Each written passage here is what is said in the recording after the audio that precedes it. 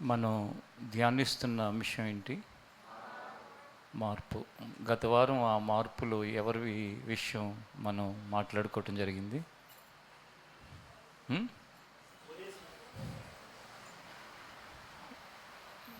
మార్పులో ఒనేసిము అనే వ్యక్తి గురించి మాట్లాడుకోవటం జరిగింది. ఒనేసిములో ఏం మార్పు కనిపించింది అంటే, ఒకప్పుడు నిష్ప్రయోజనకరమైన వాడు ప్రయోజనకరమైన వాడిగా మార్పు చెందాడు. ఒనేసిము అనే పేరుకి అర్థం ఏంటి? ప్రయోజనకరమైన వాడు. ప్రయోజనకరమైన వాడు ఎలా బ్రతుకుతున్నాడు? నిష్ప్రయోజనకరంగా బ్రతుకుతున్నాడు. అలాంటి వ్యక్తిని మరలా తిరిగి దేవుడు ఏం చేశాడు? ప్రయోజనకరమైన వాడిగా మార్పు చెందే అవకాశాన్ని ఆయన కలిగించాడు. మార్పు అనే మాట చాలా చాలా ముఖ్యమైనది. మార్పు అనేది చాలా శక్తివంతమైనది. చూడండి, ప్రపంచాలు శక్తివంతంగా మారడానికి వచ్చిన మార్పులు చూస్తే మార్పే శక్తివంతమైనవిగా మారటానికి కారణమయ్యాయి. కానీ దురదృష్టకరమైన విషయం ఏంటంటే, మార్పుని ఇష్టపడిన వాళ్ళు చాలామంది ఉంటారు. ఇప్పుడు ఒనేసిము మార్పు చెందిన వ్యక్తిగా కనిపించాడు. అలెగ్జాందరు అనే ఒక వ్యక్తి నా మీద బాగా తిరగబడుతున్నాడు అని ఒకసారి పౌలు రాశాడు. అలా కొంతమంది ఉన్నారు, వాళ్ళ జీవితంలో వాళ్ళు ఎన్నడూ కూడా మార్పు జీవితకాలం అంతా చెందకుండానే వాళ్ళ జీవితాలు అయిపోయాయి. ఈ మార్పు అనే విషయాన్ని మనం శనివార ప్రార్థనలో ధ్యానిస్తున్న సందర్భాలలో ఇక్కడ ఫిజికల్గా ఫాస్టింగ్ ప్రేయర్లు అటెండ్ అయ్యే వాళ్ళ దగ్గర నుంచి లైవ్లో వినేవాళ్ళ వరకు, ఏ ప్రాంతంలో ఉన్నా, ఏ దేశంలో ఉన్నా, ఎంత దూరంలో ఉన్నా, లేక ఇదే కాలనీలో ఉన్నా, ఈ ప్రాంతంలో ఉన్నా, ఎక్కడున్నా కూడా చాలా సీరియస్గా తీసుకోవాల్సిన అంశంగా నేను భావిస్తున్నాను. నా హృదయంలో దేవుడు దీన్ని పెట్టాడు. అది చిన్న వయసు వాళ్ళు మొదలుకుని నిండు వృద్ధాప్యంలో వాళ్ళ వరకు కూడా మార్పు అనే దానిని పట్టించుకోకుండా వేమరపాటుగా, అంటే నిర్లక్ష్యంగా ఉన్నామా, మన గుంటను మనమే తవ్వుకున్న వాళ్ళం అవుతాం. మార్పు అనేది కలగటానికి ప్రధానమైన మన జీవితంలో అవసరమైన విషయం ఏంటంటే, మార్పు చెందటానికి తగిన బోధ ఎంతో అవసరమైంది. ఇప్పుడు ఏం చెప్పకుండా మారు అంటే ఏం మారుతారు?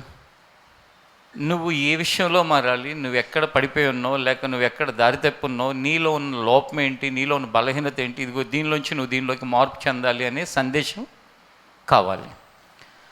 ఆ సందేశాన్ని ఇవ్వటానికి దేవుడు ఎవరిని పెట్టాడో ఇక్కడ, వాళ్ళ విషయమై సరైన ఒక స్పష్టత కనుక వినే వ్యక్తుల్లో లేదనుకోండి, అది సరిగా వినటం జరగదు. వినకపోతే ఏమవటం జరగదు?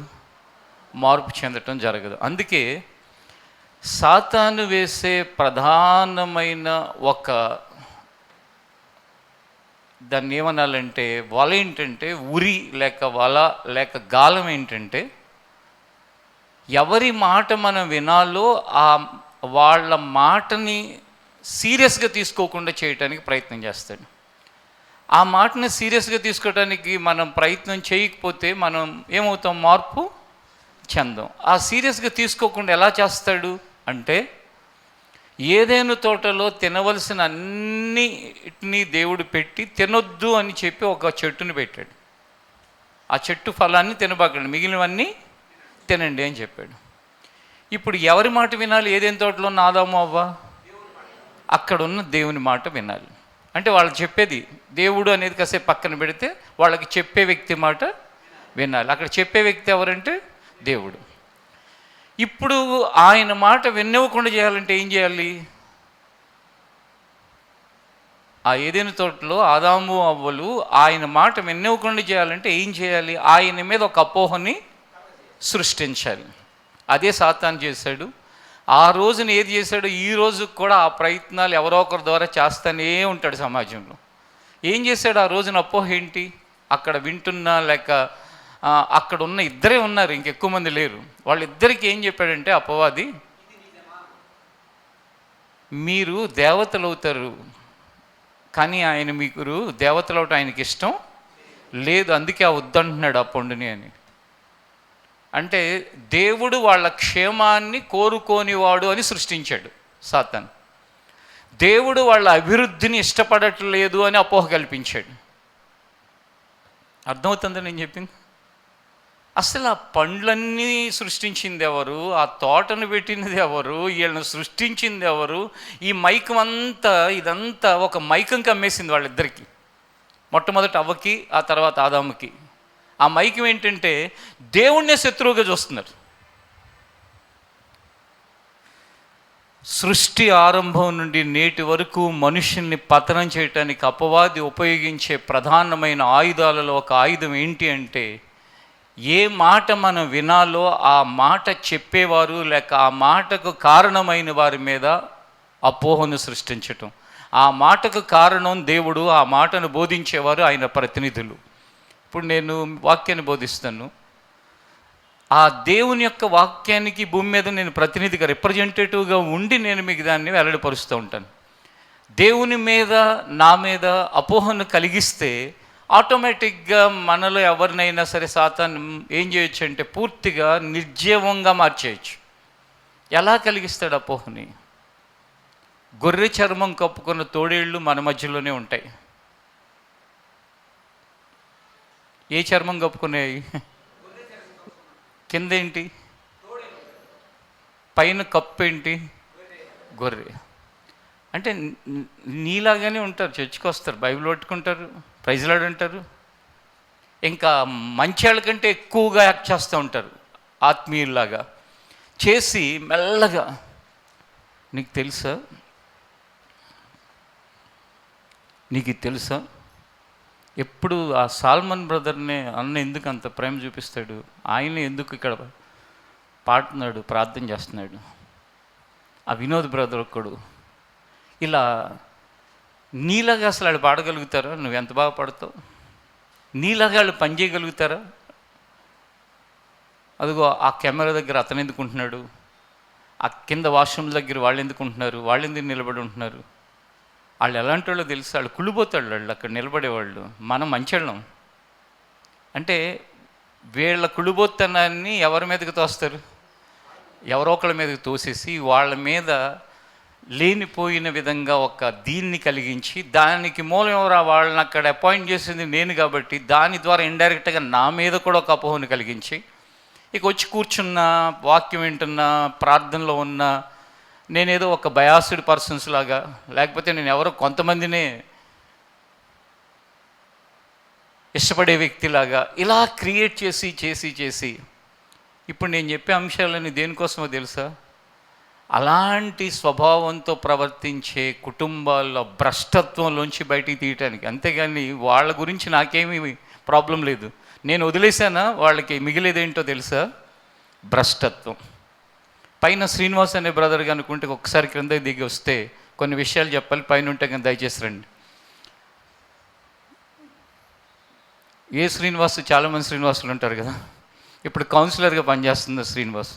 సరే వినండి. ఇక వాళ్ళ బ్రతుకు భ్రష్టత్వంలోకి పోయిన తర్వాత నా కళ్ళతోనే సంవత్సరాలు జీవితంలో కోలుకోలేని పరిస్థితి, పైకి రాలేని పరిస్థితి, దారి తప్పిపోయిన పరిస్థితి, అందరం కలిసి బయట లాగుదామని, అందరం కలిసి మళ్ళీ మునిగిపోతామనే పరిస్థితిలోకి వెళ్ళిపోయే ఆ భయంకరమైన స్థితికి కారణం ఏంటంటే, మనుష్యులని ఏ విధం చేతనైనా ఏం కలిగించడానికి ప్రయత్నం చేస్తూ ఉంటారు అంటే, దేవుని యొక్క వాక్యాన్ని బోధించే వారి పట్ల ఒక సరైన అభిప్రాయం లేకుండా, అక్కడ పరిచర్య చేసే వాళ్ళ పట్ల సరైన అభిప్రాయం లేకుండా చేసి, వాళ్ళకి ఒక గొర్రె చర్మాన్ని కప్పుకుని ఒక తోడేలులాగా ప్రవర్తిస్తూ ఎన్నో కుటుంబాలని, వ్యక్తుల్ని నాశనం చేస్తారు.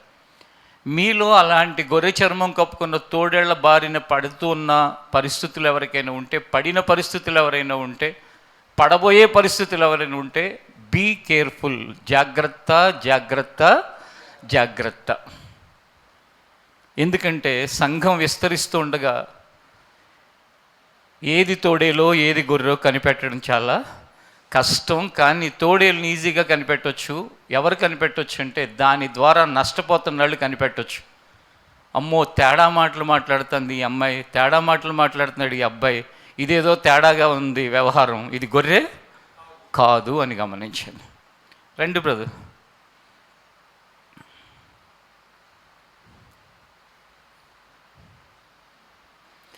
మైక్ మన సహోదరుడు ఎక్స్పీరియన్స్ మీకు చాలా ఉపయోగపడుతుంది ఈ టాపిక్కి. పైన నిలబడిన పర్లేదు. మీరు చర్చ్కి వచ్చినప్పుడు మీ మనసు, మీ ఆలోచన విధానం, మీ స్వభావం ఏ విధంగా ఉండేది? చర్చ్కి మొట్టమొదటి వచ్చినప్పుడు నేను బ్రదర్ మాట్లాడినప్పుడు, ఎపఫ్రా బ్రదర్ ఆయన చెప్పిన ప్రసంగం మాత్రం నాకైతే గుండెల మీద అసలు అట్లా ఉండిపోయింది. నేను అప్పటిదాకా అంత పవర్ఫుల్గా, అంత పర్సనల్గా టచ్ అయ్యే విధంగా నేను అసలు ఫస్ట్ డే అయితే నేను వినలేదు. నేనైతే ఫస్ట్ డే వచ్చి బ్రదర్కి నేను మీలాగా మారాలి ఎట్లయినా అని చెప్పేసి అయితే అడిగాను. అది నా ఫస్ట్ డే ఎక్స్పీరియన్స్. యాక్చువల్ ఎన్ని సంవత్సరాల క్రితం ఇది? ఇది 2004 డిసెంబర్ 25వ తారీఖు క్రిస్మస్ రోజు జరిగిన విషయం ఇది. దగ్గర దగ్గర 21 సంవత్సరాలున్నర అయిపోయింది. 21.5 years బ్యాక్. 2 దశాబ్దాల కాలం. అంటే మీలో కొంతమంది ఇంకా పుట్ల 21.5 సంవత్సరాల క్రితం ఫస్ట్ ఎక్స్పీరియన్స్ ఏంటంటే, ఇలా బ్రతకాలి అని హృదయానికి తాకి ఒక ఆలోచన. ఆ ట్రాన్స్ఫర్మేషన్ కొంతకాలం తర్వాత, అంటే ఆ మార్పు కొంతకాలం తర్వాత వచ్చిందా, రాలేదా? కొత్తల్లో కొంచెం బాగానే అనిపించింది, కానీ తర్వాత రోజుల్లో నేను చాలా దేవుడికి వ్యతిరేకంగా పాపాలు చేసి మళ్ళీ నేను చాలా ఆత్మీయంగా పడిపోయాను చాలా తర్వాత సంవత్సరాల్లో. ఆ పడిపోవటానికి ఉన్న కారణాలు చెప్పండి దయచేసి. ఒకటి, పడిపోవటానికి ఉన్న కారణాలు, స్టార్టింగ్లో కొంచెం నేను ముచ్చట్లు అంటే బాగా ఇష్టపడేవాడిని. యాక్చువల్గా అంటే గాసిప్స్ అంటాం కదా మనం, కొంచెం నాకు అంటే అప్పుడు స్టార్టింగ్లో ఎందుకో ముచ్చట్లు అంటే అది పవర్ఫుల్గా లేదు. గాసిప్స్ అంటే ఇంగ్లీష్ తెలుగులో ట్రాన్స్ఫర్మేషన్ అపోహల. గాసిప్స్ అంటే కొంచెం మసాలా అంటే లైక్ ఇప్పుడు అందరూ మంచోళ్ళు, అందరూ బ్రదర్ మాట వింటే అంత కొత్తదనం ఏమీ నాకు అనిపించేది కాదు. అంటే అర్థమవుతుందా? అందరూ ఆయన మాట వింటే దాంట్లో క్రొత్తదనం ఏముంది? ఆయన మాటను వ్యతిరేకిస్తే మనం ఒక ప్రత్యేకమైన వ్యక్తులుగా మనం ఎలివేట్ అవుతాం. ఎందుకంటే ఇక్కడ రైట్ అందరూ బ్రదర్ చెప్పిన మాట వింటారు. లేనప్పుడు కూడా బ్రదర్ గురించి అసలు కొద్దిగా కూడా వ్యతిరేకం మాట్లాడలేదు. కానీ బ్రదర్లో కొన్ని తప్పులు నాకు కనిపిస్తున్నాయి. సో నాలాగా తప్పులు కనిపించే వాళ్ళు ఎవరు లేరా అని చెప్పేసి నేను అక్కడక్కడ కొన్ని చోట్ల మాట్లాడుతూ ఉండేవాడిని. యాక్చువల్గా స్టార్టింగ్లో నాకు ఒకళ్ళిద్దరు తగిలారు యాక్చువల్గా. అంటే నాలాగా లైక్ మైండెడ్. ఎందుకంటే ఎవరు ఎలాంటి వాళ్ళో తెలుసుకోవాలంటే నేను ఏదో ఒకటి మాట్లాడాలి. బ్రదర్ పలానా ఆ రోజు అలా చేశారు కదా అని అంటే ఏకీవించకుండా ఉండేవాళ్ళు ఎక్కువ మంది ఉండేవాళ్ళు. అంటే అట్లా అన్న ఏం చేయరు అని చెప్పాను అనేవాళ్ళు. ఇంకా వాళ్ళని నెక్స్ట్ టైం వాళ్ళ దగ్గరికి వెళ్ళాం కాబట్టి సెకండ్ టైము అవును అన్నట్టుగా కొంచెం అన్నవాళ్ళని నేను పట్టుకునేవాడిని. యాక్చువల్గా వాళ్ళు కూడా నన్ను పట్టుకునేవాళ్ళు. వాళ్ళకి నాకు ఫ్రెండ్షిప్ అయితే అయ్యేది. అంటే 1 minute, అంటే ఏంటో తెలుసా? అందరూ గొర్రెల్లాగా ఉంటే సరదా ఉంటుంది. అన్ని గొర్రెలు అంటే ఏంటంటే అందరూ ఇన్నోసెంట్గా ఉంటే ఉంటుంది. అందులో మనం రెబల్గా ఉన్నామంటే మనం వేరు. అదే గొర్రె చర్మం కప్పుకొని తోడు. నెక్స్ట్ అంటే ఇప్పుడు సినిమాలో కూడా మొత్తం ప్రశాంతంగా జరిగితే సినిమా ఎవరికి చూడబుద్దా? ఏదైనా కొంచెం యాక్సిడెంటో లేకపోతే ఫైటింగో విలన్ అనేవాడు రావటమో ఉండాలి కదా. సో అలా కొంచెం టర్నింగ్ అనేది ఉంటే బాగుంటుంది, స్లోగా వెళ్ళిపోతుంది అన్నట్టుగా ఏదో నాకు అప్పటికి నేను సినిమా మీద బాగా ప్రభావితమైన వ్యక్తిని. సో నాకు ఒక పెద్ద ఆయన కూడా అప్పుడు తగిలాడు అనమాట. యాక్చువల్గా పెద్ద ఆయన ఇంకా నాతో పాటు ఉన్న కొందరు ఒకళ్ళిద్దరు తగిలారు. సో మా పని ఏంటంటే ఈవినింగ్ అయిపోగానే మొన్న చర్చిలో బ్రదర్ అట్లా మాట్లాడాడు కదా, అది అసలు కరెక్ట్ కాదని నాకు అనిపిస్తుంది, నీకేమనిపిస్తుంది అని అంటే వాళ్ళు కూడా కరెక్ట్ కాదు అని అనిపిస్తుంది నాకు కూడా. కానీ ఎందుకు మాట్లాడి ఉంటాడంటావు, ఏంటంటావు అని చెప్పి చర్చలు స్టార్ట్ చేసుకునేవాళ్ళం యాక్చువల్గా. కానీ అయిపోయిన తర్వాత కొంచెం భయం పుట్టేది. ఎందుకంటే ఒకవేళ దేవుడు ఏమైనా శిక్షిస్తాడేమో, మనం అనవసరంగా మాట్లాడుతున్నామేమో అనే భయం కూడా ఉండేది. కానీ మళ్ళీ కలిసిన తర్వాత ఆటోమేటిక్గా మళ్ళీ అదే చర్చలు స్టార్ట్ చేసుకునేవాళ్ళం. మీతో ఏకీభించినట్లు ఒక్కడన్నా క్షేమంగా ఉన్నాడు ఈ రోజుకి? అంటే అడ్రస్ లేరు యాక్చువల్లీ. ఒకే ఒక్కడు, ఈయన తప్ప ఇంకా ఏకీభించిన వాళ్ళు ఒక్కడు కూడా అడ్రస్లు కూడా లేని పరిస్థితి. కారణం ఏంటంటే నేనని కాదు, ఇక్కడ దేవుని వాక్యాన్ని మన లోపలికి వెళ్ళనివ్వకుండా ఎక్కడైతే డిస్ట్రాక్షన్ జరుగుతూ ఉంటుందో అది చాలా చాలా భయంకరమైన తప్పిదం అనమాట. కారణం ఏంటంటే ఇప్పుడు నా చిన్నతనంలో కనుక నాకు సరిగా దేవుని వాక్యం నా లోపలికి వెళ్లకుండా ఎవరో ఒకళ్ళు డిస్ట్రాక్షన్, అంటే అడ్డు ఆటంకం, లేకపోతే ఎవరు చెప్తున్నారో వాళ్ళ మీద నాకు సరైన అభిప్రాయం లేకుండా నన్ను పాడు చేశారనుకోండి, ఈరోజు నేను ఈ స్థితిలో ఉండేవాడినా? నేను అసలు దేవుళ్ళో కూడా ఉండేవాడినో కదా నాకు తెలియదు. అంటే ఎక్కడికో వెళ్ళవలసిన ఒక వ్యక్తి, లేక ఒక కుటుంబము, ఒక సంఘము కేవలము ఒక గొర్రె చర్మం కప్పుకున్న తోడేళ్ళు వంటి మనస్తత్వాల వలన ఎక్కడి నుంచి ఎక్కడికి పోతారో మనకి తెలియదు. చెప్పండి బ్రదర్, ఇంకేమైనా పాయింట్స్ ఉంటే కొంచెం చెప్పండి. అంటే అంటే ఇప్పుడు జనరల్గా ఎప్పుడైనా బ్రదర్ దగ్గరికి వెళ్తే ఏంటంటే, మనం ఏదైనా అభిప్రాయం చెప్తే కనుక ఖచ్చితంగా వినాలి అనుకునే కొంచెం మనస్తత్వం నాకు ఎక్కువ ఉండేది.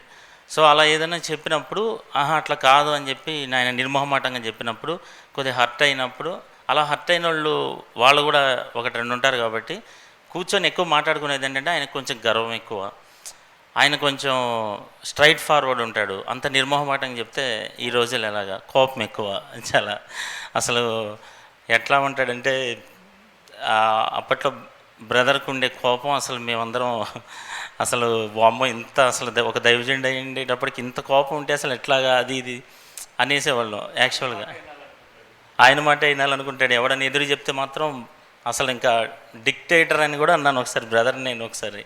సో అలాంటి తప్పులు కూడా చేశాము. కాకపోతే అప్పుడు చెప్పుకునేటప్పుడు చాలా భలే ఉంటుందన్నమాట. యాక్చువల్గా కూర్చొని చక్కగా ఒక వ్యక్తి మీద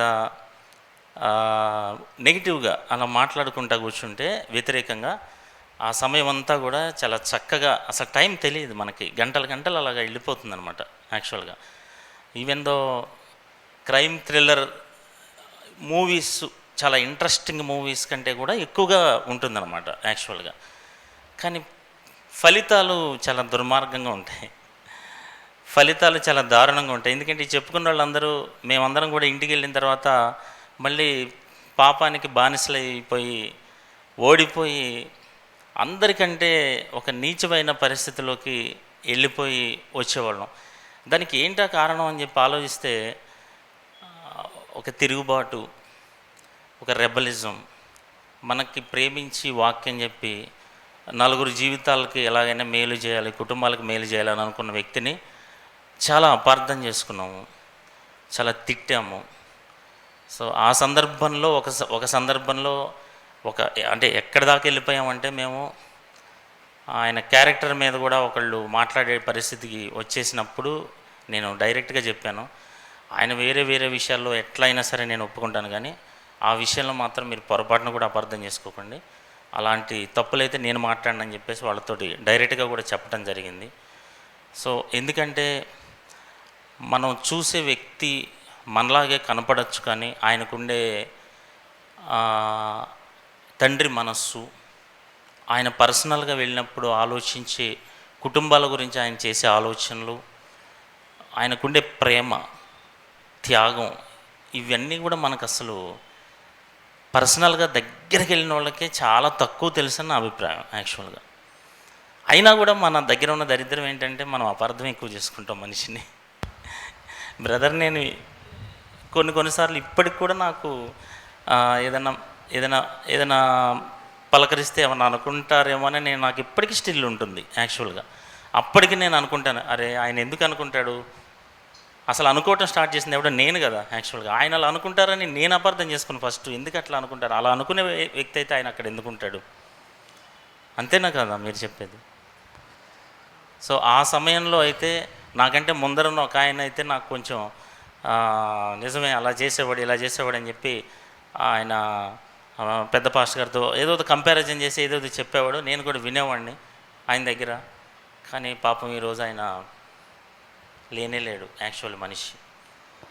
అప్పట్లో కొంచెం పెద్ద వ్యక్తిగా చలామణి అయినటువంటి పరిస్థితి.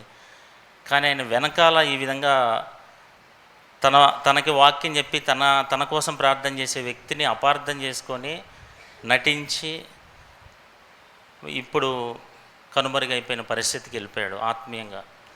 కొన్నిసార్లు చాలా బాధ కలుగుతుంది. యాక్చువల్గా నేను కూడా వెళ్ళిపోయాను.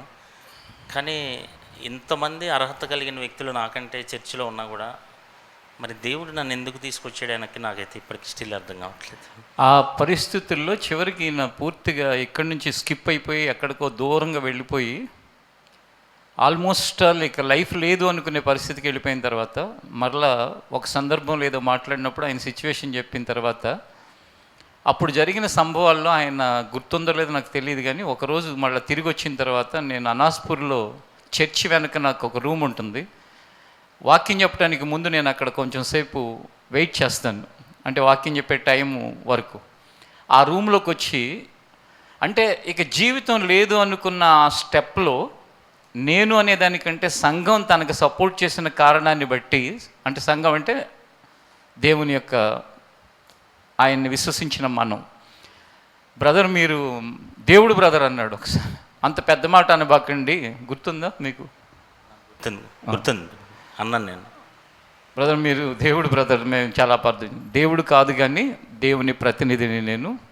ఓకే, జరిగింది ఏదో జరిగిపోయింది, అయిపోయింది, ఇక దేవుని వాక్యానుసారంగా వెళ్ళండి అని చెప్పడం జరిగింది.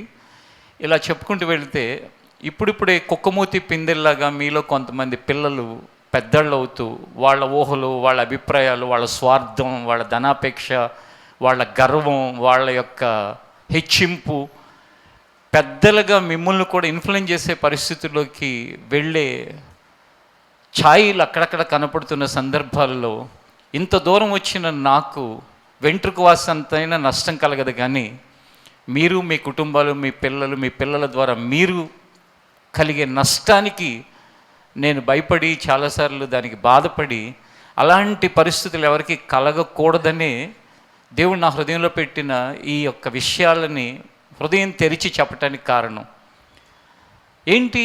ఈ పరిస్థితి అంటే ఇప్పుడు జనరేషన్లో నేను అనే అహం, ఇగో, గర్వం, హెచ్చింపు.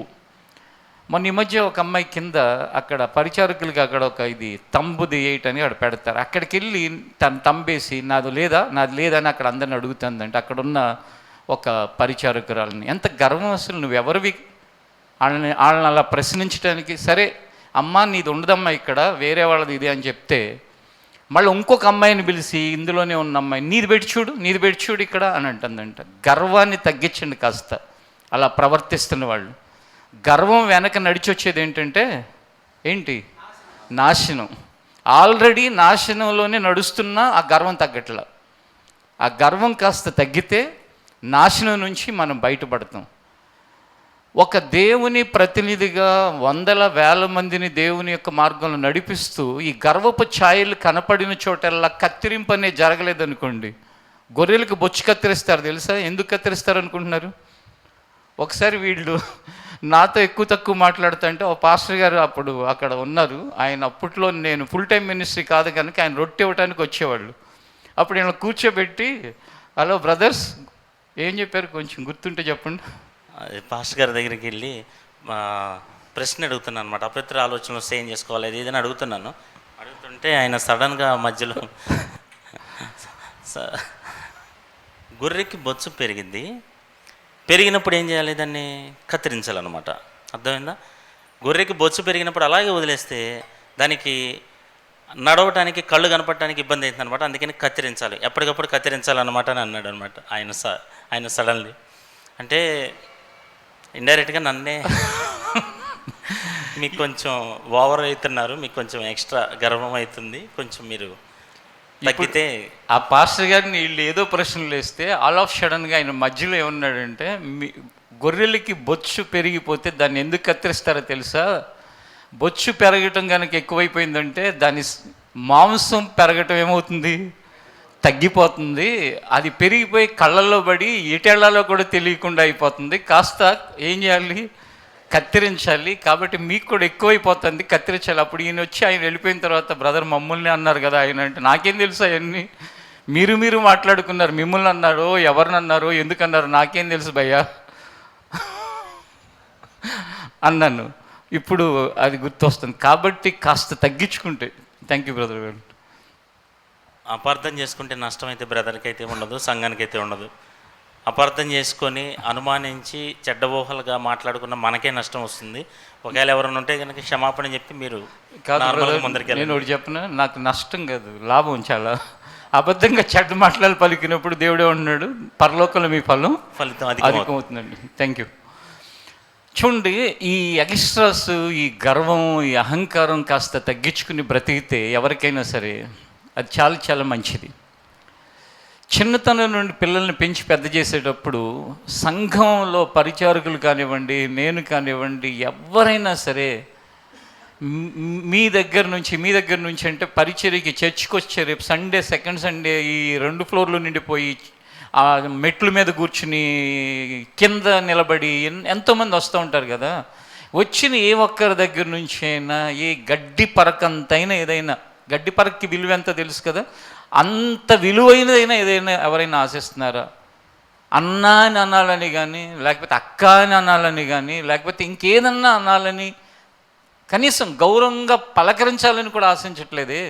ఏమీ ఆశించని వాళ్ళని తప్పుగా పోర్ట్రేట్ చేసి, అంటే ఇక్కడ సబ్జెక్ట్ ఏంటంటే వాక్యాన్ని మన హృదయంలోకి వెళ్ళనివ్వకుండా చేయాలి అంటే ఏంటంటే, ఆ వాక్యాన్ని ఎవరు బోధిస్తారో వాళ్ళ జీవితంలో వాళ్ళని ఏదో విధంగా మన మనస్సులో ఒక చెడుని క్రియేట్ చేయాలి. ఇప్పుడు నేను ఎవరు వాక్యం వింటున్నానో ఆ వ్యక్తి మీద నాకు కాన్ఫిడెన్స్ లేకుండా చేయాలంటే ఆయన మీద ఏం చేయాలి? దేవుడి మీద ఏ చెడు అభిప్రాయం కలిగించారు? సాతాను.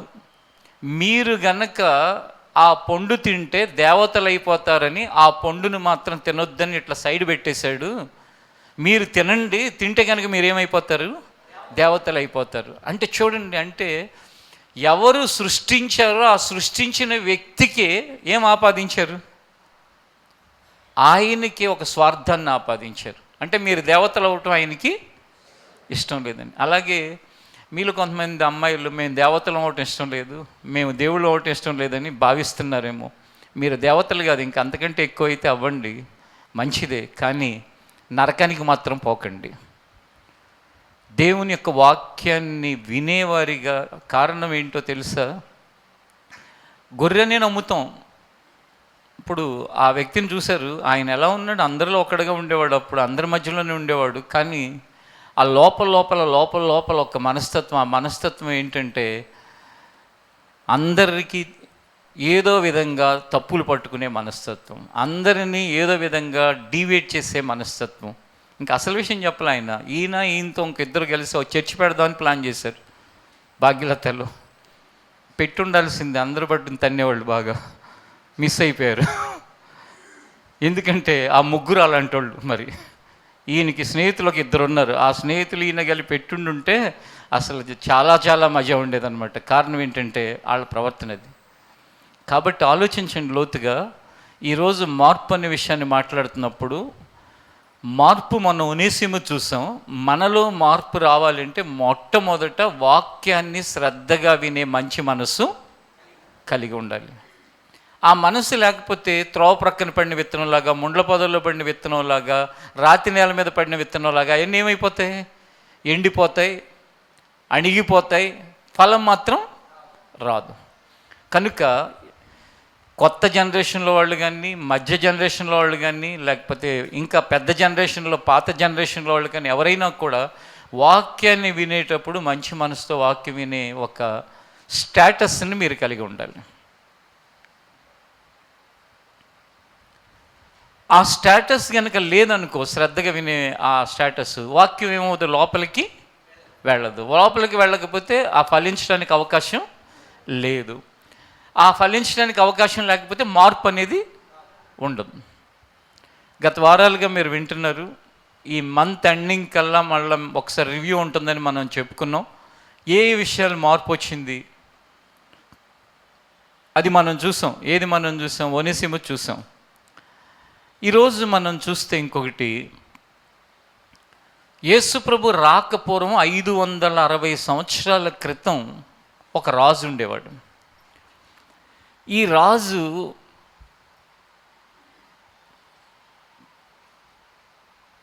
తనకు జరిగిన దానిని చెప్పాడు. ఒకసారి మీరు ఆ మాటను ఎక్కడ చూడొచ్చు అంటే దానియేలు గ్రంథం 4వ అధ్యాయం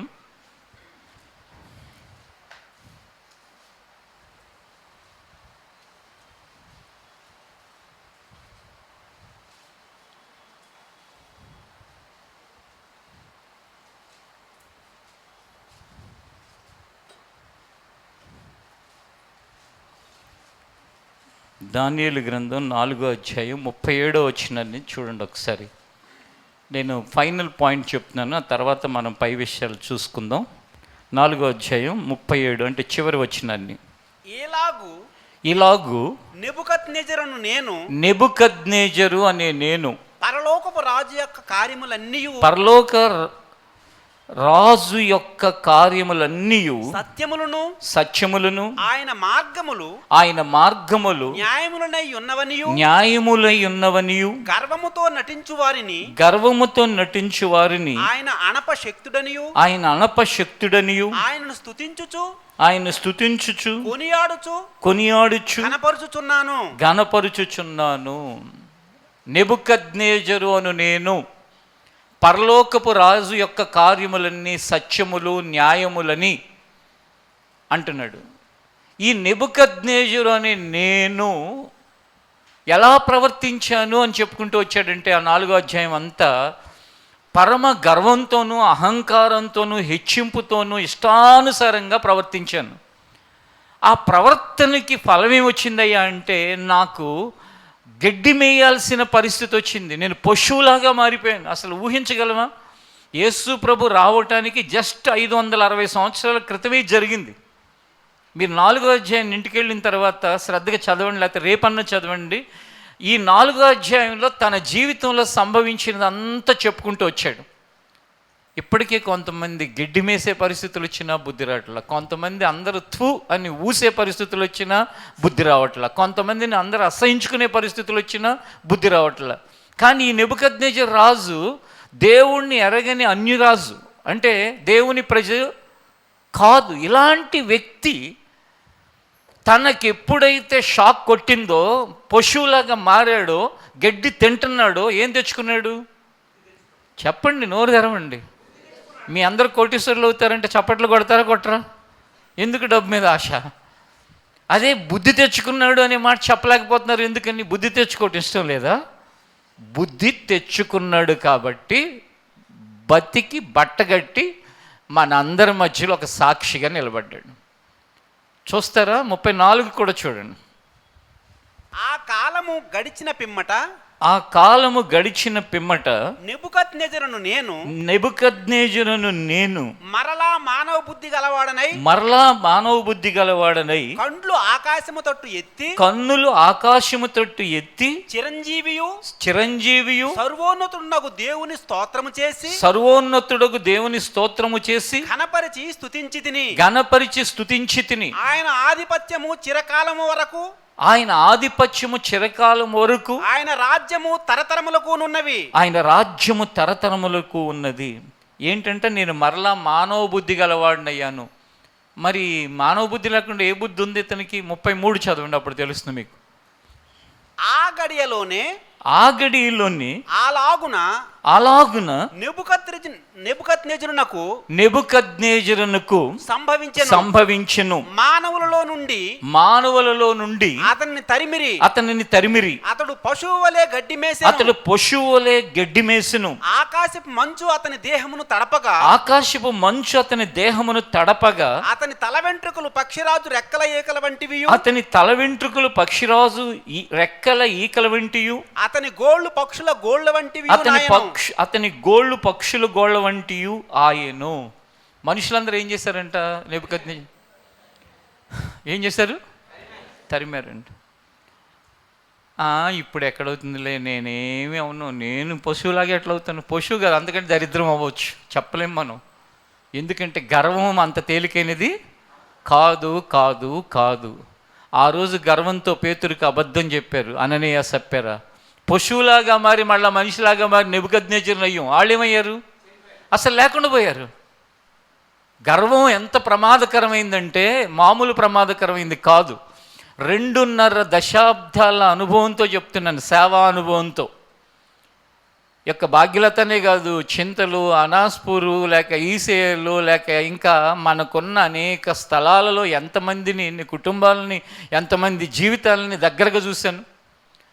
నాకు ఎంత బాధేస్తుందంటే, దేనికంటే అయ్యో ఈ గర్వంతో వీళ్ళ యొక్క జీవితం ఎటు నుంచి ఎటుపోతుందా. అందుకే ఎవరైనా గర్వంతో ప్రవర్తించే వాళ్ళని చూడగానే భయం వేస్తుంది నాకు. అమ్మో దీని యొక్క పర్యవసానం ఏమవుతుందిరా బాబు, ఎందుకు అంత గర్వం, ఎందుకు అంత హెచ్చింపు, ఎందుకు ఆ విపరీత ప్రవర్తన. వాళ్ళకి సంబంధికులు లైవ్లో వింటూ ఉండొచ్చు, అయినా సరే ఎవడో ఒకడికి మేలు జరుగుతుంది కాబట్టి చెప్తున్నాను. ఒకడు గర్వంతో విర్రవీగుతూ ఉండేవాడు. ఎంత గర్వం అంటే, నమ్మవద్దు నమ్మవద్దు, ఆడదాన్ని నమ్మవద్దు అని పొద్దున్నే లేచి పాట పెట్టడం. ఎవరిని అనుకుంటున్నారు? ఎవరు టార్గెట్ అనుకుంటున్నారు? పెళ్ళవని కుర్రోడే, తల్లి చెల్లి. ఎవరన్నా ఉంటారు తల్లిని చెల్లిని టార్గెట్ చేసేవాడు ఇట్లా పెట్టి? పోనీ వాళ్ళు ఏమైనా చెడ్డాళ్ళు అంటే వాళ్ళు ఏం చెడ్డాళ్ళు కాదు, తప్పు చేస్తుంటే తప్పు చేయకరా అబ్బాయి అన్నారు అంతే. చెల్లి ఏం చెప్తుందంటే, అన్నయ్య అది మంచి పద్ధతి కాదన్నయ్య అని చెప్తుంది. అమ్మేమని చెప్తుంది, కొడుక అది మంచిది కాదురా నాన్న అని చెప్తుంది. వాళ్ళిద్దరూ చెప్తున్నారా? మరి సేవకుడిగా నేను కూడా చెప్తాను కదా, అయ్యా మంచిది కదా, ఆ పద్ధతి మంచిది కదా అని. నన్నేమో యారా ఎక్కడున్నావు మెసేజ్లు నాకు, ఏరా నువ్వు అందరినీ మార్చేస్తున్నావు, నీ సంగతి చెప్తాను చూడు అని మెసేజ్లు. మార్చేస్తున్నావు అంటే ఏంటి? దేవుళ్ళకి మారుస్తున్నానంట, నా సంగతి చెప్తాడంట. అలా మెసేజ్లు పెట్టిన టైంలో కూడా ఇప్పుడు నేను తప్పు ఎవరైనా చేస్తే కోప్పట్టాన్ని చూసి నాకు కోపం అనుకుంటారు. యారా అరే పోరా అన్నాడు, నేనేమంటాను? జాలిపడి అతన్ని పర్సనల్గా పిలిచి ఒక రెస్టారెంట్లో కూర్చోబెట్టి, ఎందుకు అమ్మా అలా అవుతున్నావు, నీకు ఎవరైనా ఏమైనా కీడు చేశారా చర్చిలో చెప్పు. ఒకవేళ తెలియక నేనేమైనా నీకు కీడు చేశానా, లేక ఈ సంఘంలో ఎవరైనా కీడు చేశారా, చేస్తే కనుక చెప్పు అని 1.5 గంట బతిమల్లాను.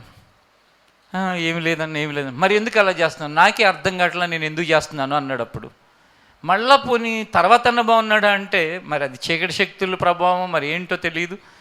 ఇంకా ఇప్పుడు చెప్పాను చూసారా, అలాంటి మాటలు, అలాంటి మెసేజ్లు. ఎవరో ఈ వ్యక్తి ఎవరినో ప్రేమించాడంట, ఉదాహరణకి సంధ్య అనే అమ్మాయిని ప్రేమించాడు అనుకోండి. సంధ్య వెడ్ సురేష్ అని ఒక చోటు బోర్డు ఉందంట. సంధ్యలు ఎంతమంది ఉంటారండి పట్టణంలో? నేను ప్రేమించిన అమ్మాయి పెళ్ళైపోతుందని చెప్పేసి నాన్న యాగి చేశాడు ఆ రోజు. అంటే ఈ మైండ్లో ఏదో బ్యాలెన్స్ తప్పు ఉండొచ్చు. చిట్ట చివరికి ఏమయ్యాడో తెలుసా? అది చెప్పడానికి అంతా చెప్తున్నాను. ఒకరోజు తెల్లవారుజామున నేను లేసేసరికి నా ఫోన్కి ఒక కాల్ వచ్చింది. ఎవరో ఇక్కడ ఒక అబ్బాయి చచ్చిపోయి పడి ఉన్నాడు, అతని ఫోన్లో అన్నా అని మీ నెంబర్ ఉంది, అందుకే చేస్తున్నాం, మీ తమ్ముళ్ళు ఎవరున్నారని. నాకు తమ్ముళ్ళు అనేవాళ్ళు చాలామంది ఉన్నారు, ఎవరు అతను ఎక్కడున్నాడు అని అడిగితే పలానా బండి నెంబరు పలానా బండి అని చెప్పారు. అప్పుడు అర్థమైంది ఏంటంటే ఈ వ్యక్తి బండి ఆ బండి. జీవితం ఏమైపోయింది? ఈ భూమి మీదే అడ్రస్ గల్లంత అయిపోయింది. జీవితం అంటే గర్వం ఎక్కడి నుంచి ఎక్కడికి తీసుకెళ్తుందో ఎవరికి తెలియదు. ఏదేను తోటలో నుండి లాగి పెట్టి కొడితే ముళ్ళ తుప్పల్లోకి పడ్డారు. ఎవరు? ఆదాము అవ్వ. అననీయ సప్పెరాళ్ళు మోసం చేస్తే అడ్రస్సులు గల్లంతైనాయి. నెబుకద్నెజరు పశువులాగా మారాడు. అందుకే ఒళ్ళు దగ్గర పెట్టుకుని సంఘము దేవుడు అంటే తగ్గింపుతోనూ మనం భక్తి చేయలేకపోవచ్చు. పర్సనల్ ప్రాబ్లమ్స్, పర్సనల్ ఫెయిల్యూర్స్ ఉంటాయి. ఇప్పుడు ఉదాహరణకి నువ్వు నీ పని సరిగ్గా చేయలేకపోతున్నావు, నీ పర్సనల్ ప్రాబ్లం. లేకపోతే మీలో ఎవరైనా సరే కొన్ని ఏదైతే ఫోన్లో చూడొద్దు అంటున్నారో అవి చూస్తున్నారు, అది నీ పర్సనల్ ప్రాబ్లం. ఆ వ్యక్తిగత ప్రాబ్లమ్స్ అవి దేవుని దృష్టిలో ఆయన నువ్వు దానిలోంచి బయటకు రావాలని ప్రయత్నం చేస్తాడు. కానీ ఎదుటోని చెడగొట్టే కార్యక్రమాలు ఉంటాయి చూడండి, అవి మాత్రం దేవుడు చాలా సీరియస్గా తీసుకుంటాడు. అర్థమవుతుందా? వ్యక్తిగతంగా మన జీవితంలో మనకున్న బలహీనతలు, లోపాలు ఒక ఎత్తు, ఒక రకం. కానీ మన ప్రవర్తన 10 మందికి నష్టం కలిగించే విధంగా కనుక మన జీవితంలో ఉంటే, అంటే ఉదాహరణకి గొర్రె ముసుగేసుకుని, గొర్రె చర్మం కప్పుకుని, ఇందాక చెప్పాను చూసారా, అమాయకంగా ఉన్న చర్చిలో వాళ్ళని పాడు చేసి, వాళ్ళ మనసుని, వాళ్ళ వాక్యం మీద ఇంట్రెస్ట్ లేకుండా చేసి, వాళ్ళు దేవుళ్ళ ముందుకెళ్ళనివ్వకుండా చేసి, వాళ్ళ జీవితాన్ని నష్టపరిచావనుకో, అప్పుడు దేవుడు ఏమి నిర్ణయిస్తాడు తెలుసా? పలానా వాడు ఉన్నాడంటే ఎవరిని నరకానికి ఇడ్చిపోతాడో, పలానది ఉందంటే ఎవరిని నరకానికి ఇడ్చిపోతుందో, కాబట్టి వీళ్ళని పిలిస్తే ఒక పని అయిపోద్ది అనుకుంటాడు. లేకపోతే అననీయ పేరుని ఎందుకు పిలుచుకున్నాడు? వీళ్ళు ఉన్నారంటే అందరూ వేషధారులుగా మారుతారు, వీళ్ళని తీసేసామంటే వేషధారం చేయడానికి ఏమవుతారు? భయపడతారు. నెబుకద్నెజరు గర్వంతో ఉన్నాడు, పశువులాగా ఎందుకు మార్చాడు? వీడు పశువులాగా మారితే రాబోయే తరాల్లో ఉన్న ప్రజలు గర్వం అనగానే ఏమవుతారు? భయంతో ఉంటారు. మార్పు 2 రకాలుగా వస్తుంది. ఒకటి భయంతో ఒక మార్పు, రెండవది ప్రేమతో మార్పు. ఈ రెండిట్లో ఏది బెస్ట్ అంటారు? ప్రేమతోనే బెస్ట్. ప్రేమతో రాకపోతే దేంతో రావాలి? భయంతో రావాలి. బైబిల్ ఎప్పుడన్నా ఈ మాటను మీరు ఆలోచించారా? దేవుని యందు భయభక్తులని ఎందుకుంటాయి అంటే 2 రకాలుగా మనుషులు మారుతారు. ఆ 2 రకాలు ఏంటో తెలుసు? ఒకటి భయంతో, 2 భక్తి అంటే ప్రేమతో. ఈ భయభక్తులలో బెస్ట్ ఏంటంటే ప్రేమతో భక్తితో మారటమే బెస్ట్. కానీ భక్తితో మారినప్పుడు ఇంకొకటి కూడా మారాలి. అదేంటి? భయంతో అన్నా మారాలి. కాబట్టి సంఘం విస్తరిస్తూ ఉండగా, అభివృద్ధి చెందుతూ ఉండగా, ఇంత మనసుకు దగ్గరగా వచ్చి ఎవరు చెప్పరు. ఎందుకంటే ఎవడ పోతే మనకెందుకు, ఎవరికి నష్టం జరిగితే మనకెందుకు, మన పని ఏంటి, మనం చెప్పుకుంటూ వెళ్ళిపోవటం అనుకుంటారు. నా మనసు ఎలా ఉంటుందంటే, సంఘం విస్తరించటం కంటే ప్రతి కుటుంబము, ప్రతి పురుషుడు, ప్రతి స్త్రీ, ప్రతి ఒక్కరూ వారి జీవితంలో దేవుని ఉగ్రత పాలు కాకూడదు. అది నా బాధ. మళ్ళీ ఇప్పుడు ఇక్కడ ఉన్న మీలో సగం అయిపోయినా నాకేం వరిలేదు. ఆ సగం మంది అయినా దేవునిలో ఆయన రాజ్యానికి చేరేవాళ్ళగా ఉండాలి. కాబట్టి ఎక్కడ ఏది నా నోటీస్కి వచ్చినా నేను ఖచ్చితంగా దానికి అడ్రస్ చేసి తీరుతాను. ఎందుకు అంటే వాళ్ళ ప్రవర్తన దేవుని ఉగ్రత పాలు కాకూడదని, వాళ్ళ జీవితం దేవుని యొక్క ఆ కోపానికి బలి కాకూడదని. ఆయన కోపాగ్నికి బలైపోతే మన రక్షించగలిగిన వాళ్ళు ఎవరండి చెప్పండి? ఇప్పుడు కొన్నిసార్లు ఉపవాస ప్రార్థనలో గుండె పగిలేటట్టు ఏడ్చే దేనికి? దేవా క్షేమం ఇవ్వు నాయనా, స్వస్థపరిచయ్యా, మేలు చెయ్యయ్యా, సంఘంలో ఉన్నవారికి దయ చూపించయ్యా, నాశనం కాకుండా కాపాడయ్యా అని ఎందుకు ప్రార్థన చేసేది? ఏ ఒక్కరూ కూడా నశించిపోకూడదని. కాబట్టి మార్పు, నెబుకద్నెజరులో ఏమొచ్చింది? మార్పు అనేది వచ్చింది. అంతకుముందు ఎలా అయ్యాడంట? పశువులాగా అయిపోయాడంట. దేవుడు అతన్ని ఏం చేశాడంటే, మనుషులందరూ ఏం చేశారు? అతన్ని తరిమేశారు. చిచి, ఎవరు బిచ్చగాడా తరవటానికి? రాజు అంటే ఆ రాజ్యం మొత్తానికి అధిపతి. రాజు లేదు, బంటు లేదు, సైనికుడు లేడు, ఎవడో లేడు. గర్వం వచ్చిన రోజున ఎవడినైనా దేవుడు తరిమేటట్లుగా చేస్తాడు. కాబట్టి మీ ప్రవర్తనని మార్చుకుని, ఎందుకంటే ఈ ఫోన్లోనే డబ్బులు ఉంటాయి ఈ మధ్య. ఫోన్పేలు, గూగుల్ పేలు, లేకపోతే ఆ పేలు, ఈ పేలు, బాగానే డబ్బులు కూడా వస్తాయి. ఏ ర్యాపిడో కొట్టుకున్న డబ్బులు వస్తున్నాయి, ఏ జొమాటోకి పోయినా వస్తున్నాయి, స్విగ్గీకి పోయినా వస్తున్నాయి. ఏదీ లేకపోతే ఆ గవర్నమెంట్ వాళ్ళు ఇస్తున్నారు. ఏదీ లేకపోతే తాతల ముత్తాతల నాడు తృణమో పణమో ఏదో ఒక ఆస్తి వారసత్వంగా వస్తుంది. ఒకప్పుడైతే ఏంటంటే తినటానికి కూడా కష్టంగా ఉండేది కాబట్టి మనుషులు అణిగిమణిగి ఉండేవాళ్ళు. ఇప్పుడు అన్ని రకాలుగాను, అన్ని విధాలుగాను ఏది చేసినా 4 డబ్బులు కనపడేసరికి డబ్బులతో ఏదైనా చేయొచ్చు అనుకుంటున్నారు. డబ్బులతో నీవు చేయగలిగేది ఏదైనా ఉంటే అది మంచి వస్తువులు కొనగలవు, నీకు ఇష్టమైన తిండి తినగలవు, కానీ దేవుని కృపను మాత్రం సంపాదించలేవు. డబ్బుతో దేవుని మనస్సుని మాత్రం మార్చలేవు. డబ్బుతో దేవుణ్ణి నువ్వు కొనలేవు. అందుకే గర్వము అనేది నెబుకద్నెజరుది. ఎన్నో అధ్యాయం చదవాలి ఇంటికి వెళ్ళిన తర్వాత? ఏ గ్రంథంలో? దానియేలు గ్రంథంలో. అర్థమవుతుంది కదా? ఆ గ్రంథంలో 4వ అధ్యాయంలో ఏముంటుందంటే, ఒకసారి ఫస్ట్ వచనం దగ్గరికి రండి.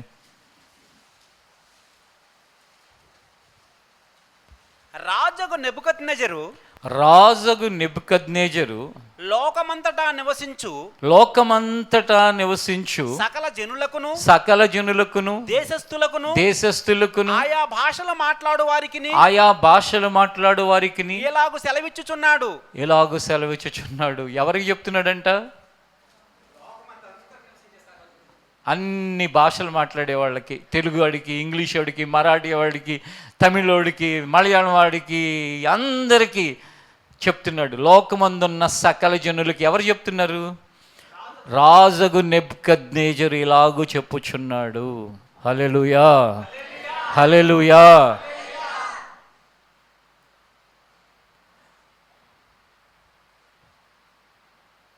ఆ విర్రవీగినప్పుడు, బాగా తిరుగుబాటు చేసినప్పుడు వాడికి నేను హీరో అనుకునేవాడు.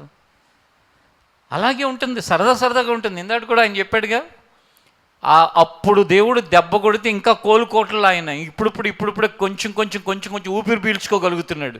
అదే కనుక ఆ రోజు నా తిరుగుబాటు ఆయనలో ఉండకపోతే, ఇంతకుముందు మీతో మాట్లాడిన వ్యక్తి ఈ పాటికి ఎంత జీవితంలో ఉన్నతమైన స్థానానికి వెళ్ళాలో, ఎంత ప్రయోజనకరమైన వ్యక్తిగా ఉండాలో. కానీ ఆ రోజు పడిన దెబ్బ, ఇంకా ఆయన విషయంలో మెచ్చుకోవాల్సిన విషయం ఏంటంటే దేవుళ్ళో ఉన్నాడు.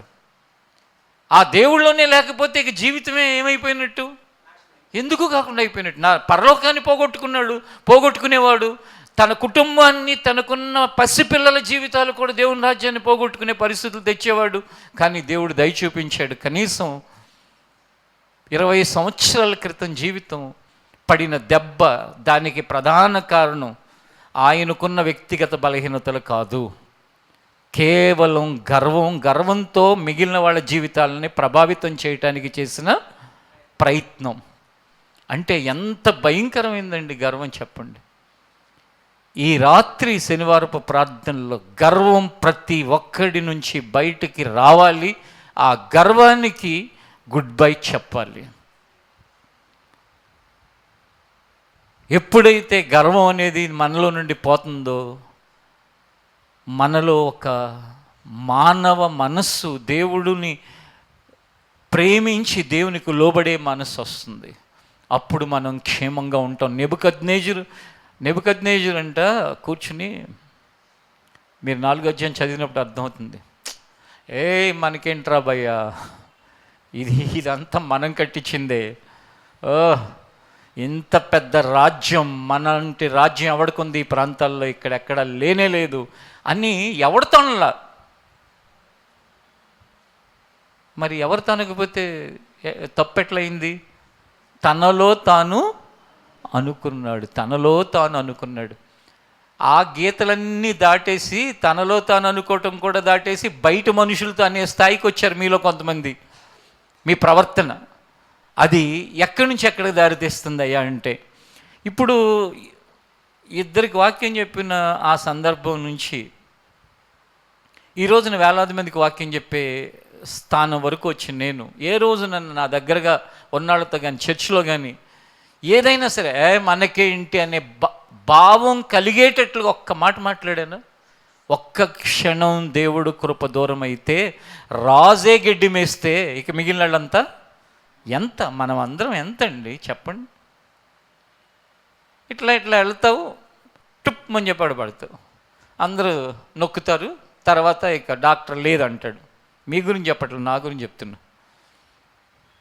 ఈ భూమి మీద ఎవడి గురించి అయినా అదే, దాంట్లో ఇంకా ఏమీ తేడా ఉండదు. కాబట్టి అది తగ్గి సరిగా ప్రవర్తిస్తే, పెళ్ళిళ్ళు చేస్తే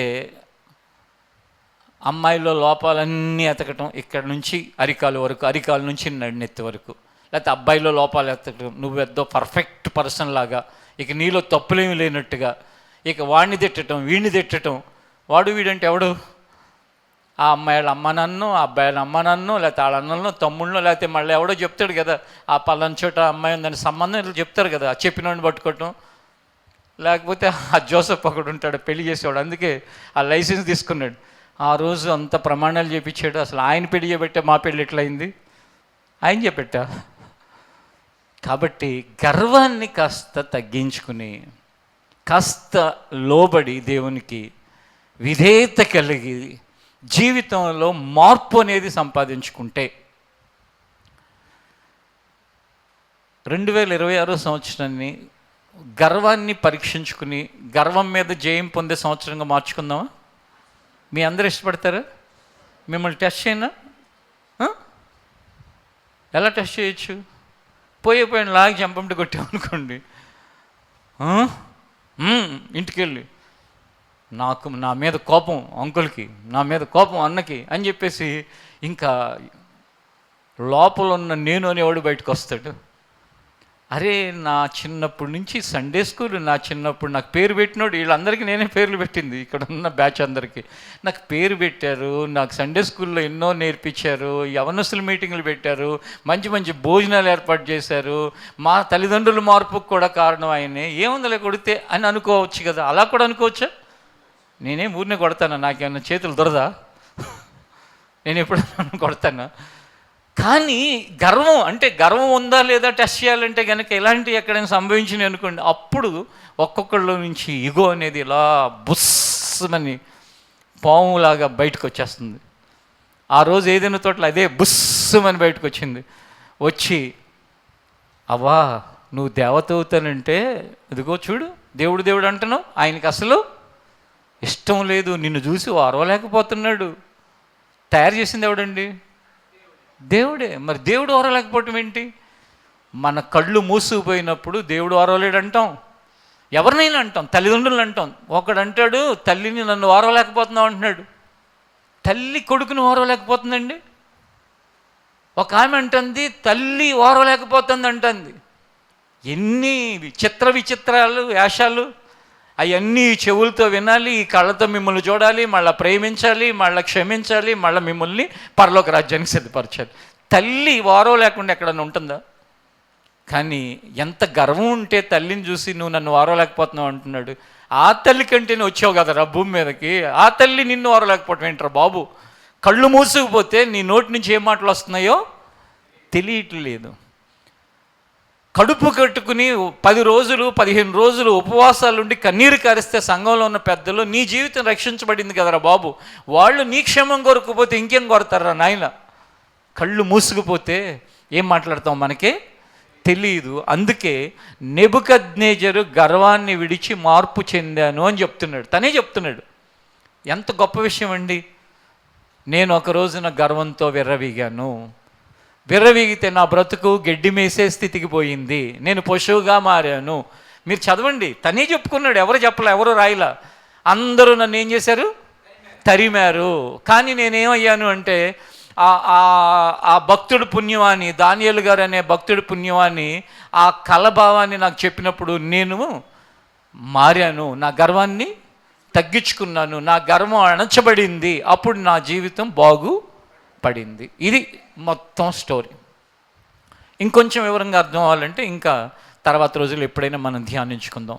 ఇప్పుడు ఓవరాల్గా ఈ శనివారం ప్రార్థనలో మనలో మార్పు రావాల్సిన అంశం ఏంటి? గర్వం. ఇప్పటికి ఎన్నిసార్లు విని ఉంటారు గర్వం మీద? నిమిషం అదేగా మనలో పనిచేసేది. కాబట్టి ఎన్నిసార్లు చెప్పినా ఇంకా వెంటనే ఉండాలి, మారుతానే ఉండాలి. అది ఏమాత్రం అది ఎలాంటిదో చెప్పమంటారా? అటు ఇటు చూసి ఎవడో లేకపోతే బుస్మని లేస్తుంది, ఫేట్ మని ఒక్కడి కొట్టాలి, మళ్ళీ అది ఏం చేస్తుంది? అమ్మో ఇక్కడే ఉన్నాడు రా బాబు అని చెప్పి ఇట్లా ఒదుకుంటుంది. మళ్ళా వారానికో 10 రోజులకు మళ్ళీ ఎలా లేస్తుంది, మళ్ళా పడాలి. అలా పడతా ఉంటే ఎప్పటి వరకు? చచ్చే వరకు దానికి ఏమవ్వాలి? వాక్యం ద్వారా దెబ్బలు పడతానే ఉండాలి. ఎవడైనా వేమరపాటుగా ఉండి నా పావుని నేను వదిలేస్తానంటే అది నిన్నే కాటేస్తుంది బుస్మని చెప్పేసి. ఎవరి పావుని వాళ్ళు ఏం చేసుకోవాలి? కొట్టాలి, అదుపులో పెట్టుకోవాలి. గర్వం అనేది ఒక పాము లాంటిది అన్నమాట. అర్థమవుతుందా? ఆ పాము చచ్చిపోయిన వాడు ఎవడో ఉండడు ఈ భూమి మీద. ఆ పాము చచ్చిపోయిందంటే నువ్వు యేసు ప్రభువు అయిపోయినట్టే. ఆ పాముని చంపటం కోసమే మన ఈ ప్రయత్నం, మన ఈ కన్నీటి ప్రార్థనలు, ఉపవాసాలు ఇవన్నీ దేని కొరకయ్యా అంటే ఆ గర్వం అణచబడటానికి, అది మన జీవితాన్ని కాటు వేయకుండా చూసుకోవటానికి మన ప్రార్థనలు ఇవన్నీ జరుగుతున్నాయి. చూడటానికి చాలా అమాయకంగా ఉంటాం, కానీ లోపల బుస్. మొన్న ఒకడు అంటున్నాడు సోమవారం నాడు, ఏమన్నా తెలుసా? శనివారం చెప్పిందంతా నా కోసమే చెప్పారనిపిస్తుందంట. నాకు కూడా అనిపించింది. నా స్టోరీ అంతా చెప్పానుగా, మా ఇంట్లో చిన్నప్పుడు మా నాన్నగారు నన్ను తిట్టేవాళ్ళని. మరి నాది నాకు అనిపిస్తుంది, ఆ విన్నడికి వాడికి అనిపిస్తుంది, ఇంకొకటికి ఇంకోటి అనిపిస్తుంది. మరి మన కోసం కాక ఇంకెవరి కోసం చెప్తారు వాక్యం దేవుడు? ఎవరి కోసం? మన కోసమే, మన కోసమే. నిజంగానండి, వాక్యాన్ని హృదయంలోకి చేర్చుకున్న వాళ్ళ జీవితంలో అపవాదికి అవకాశమే లేకుండా వాళ్ళు బ్రతికినంత కాలం సురక్షితమైన ఆయన రెక్కల క్రింద భద్రంగా ఉంటారు. హల్లెలూయా, హల్లెలూయా. ఆయన అరచేతులలో మనం చెక్కబడిన వారిగా ఉంటాము. ఎవరంటే వాక్యాన్ని హృదయంలో చేర్చుకుని దాని ప్రకారం నడవటానికి ఇష్టపడేవాళ్ళు. ఈ రాత్రి దేవుడు మాట్లాడిన మాటల ద్వారా ఎవరి జీవితాలు నెబుకద్నెజరు వలె మార్పు చెందాలని దేవుడు ఇష్టపడుతున్నాడు, వారందరిలోనూ లోతైన మార్పును ఆయన కలుగుజేయునుగాక. నిశ్చయముగా గొప్ప అద్భుతాలు జరుగునుగాక. ఆమెన్. ప్రార్థన చేసుకుందాం, లేచి నిలబడండి.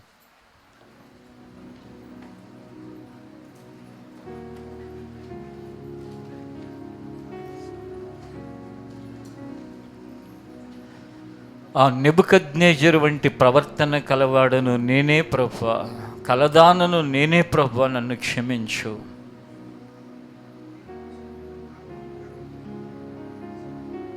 గర్వంతో విర్రవీగుతూ నా ప్రవర్తన నా ఇష్టానుసారంగా నేను చేస్తున్న దానను నేనే.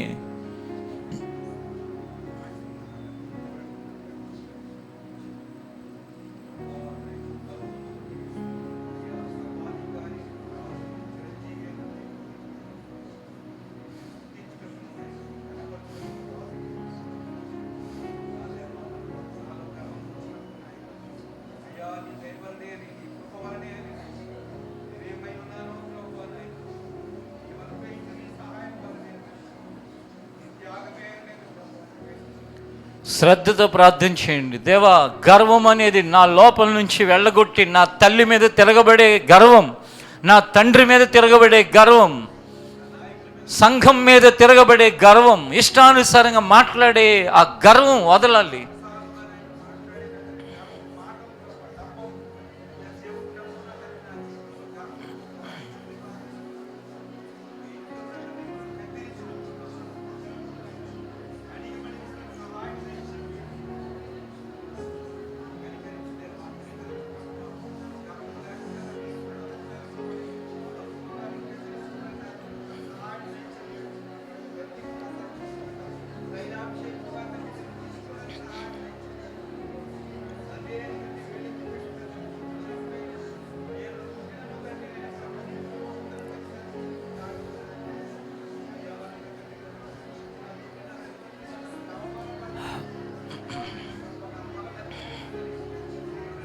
ఆమెన్. ప్రభు, మరింత లోతుగా మా అందరికీ అవగాహన ఉన్నట్లు రాబోయే వారాల్లో ప్రభు మార్పు విషయమై మాకు నేర్పించి, ఆ మార్పులో గత వారం నిష్ప్రయోజకుడు ప్రయోజకుడు అయినట్లు మారాడని విన్నాం. ఈ వారం ప్రభు గర్విష్టి అయిన నెబుకద్నెజరు తన గర్వాన్ని విడిచాడు. అది మాకు, మాలో ప్రతి ఒక్కరికి నైనా చెందిన విషయం ప్రభు. ఇంకనూ మాకు అర్థమయ్యేటట్లు లోతుగా దాని పట్ల అవగాహన కలుగు చేయి తండ్రి. నిశ్చయముగా ప్రభువా, మాలో ప్రతి ఒక్కరి జీవితంనైనా అంతము వరకు గర్వమనే ఆ బుస్సలు గుట్టే పాము రోజు అది కొట్టబడాలి వాక్యం ద్వారా. నీ ఆత్మ ద్వారా దానికి నాయనా దెబ్బ తగలాలి, అది అణిగి ఉండాలి ప్రభువా. అది అణిగి లేదా మా గుంట మాకే తవ్వబడి అందులో మేము పడతాం ప్రభువా. అది లేచిందా మమ్మల్ని కాటు వేస్తుంది నాయన. దాని నుండి తప్పించుకోగలిగిన వాడు ఎవడూ లేడయ్యా. నెబుకద్నెజరు అనే గొప్ప రాజు కూడా దాని యొక్క కాటుకు బలైపోయాడు తండ్రి. షడ్రకు, మేషకు, అబేద్నెగోలు వంటి యవనస్తుల జీవితాలు ప్రభువా నీ వాక్యం కొరకు ఏ విధంగా అయితే నిలబడ్డారో ప్రభువా, అలాగున నాయనా వారిని దేవుడు వైపు నిలబడితే ఆ రాజు అత్యాగ్రహముతో తండ్రి వారిని అగ్నిలో పడవేయటానికి గర్వముతో ఊగిపోయాడు.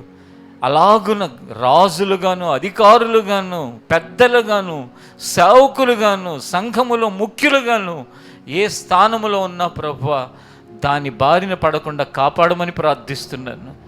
నిశ్చయముగా తండ్రి, సాధారణమైన వ్యక్తి అసాధారణమైన గర్వంతో విర్రవీగి చిట్ట చివరికి భూమి మీద తుడిచివేయబడింది పేరు అనే పరిస్థితులు మాలో ఏ ఒక్కరికి రాకుండా సహాయం చేయనైనా. మా వ్యక్తిగత బలహీనతలు ఉంటే అది వేరు నాయన, కానీ మా బలహీనతలు ఇతరుల జీవితాలను నాశనం చేసేవైతే అవి ఎంత భయంకరమైనవో ప్రభువా. అలాంటి పరిస్థితి ఏ ఒక్కరి జీవితంలోనూ లేకుండా కాపాడమని ప్రార్థిస్తున్నాను. చూడటానికి చక్కగా గొర్రెల మందలో కలిసిపోయి, చూడటానికి సంఘంలో ఉన్నవారి మధ్యలో కలిసిపోయి, తోడేళ్ల లాంటి ప్రవర్తనల నుండి బయటికి తీసుకురమ్మని ప్రార్థిస్తున్నాను.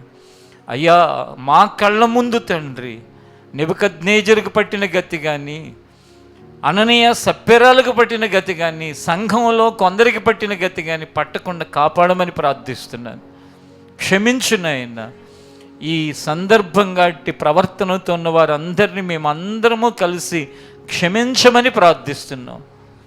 వారి ప్రవర్తనలో మార్పును కలుగు చేయమని ప్రార్థిస్తున్నాను. నిశ్చయముగా మేలు చేయమని యేసు నామములో అడుగుచున్నాం తండ్రి, ఆమేన్. ఈ ప్రార్థన ముగింపులో మీ అందరికీ నా వందనాలు.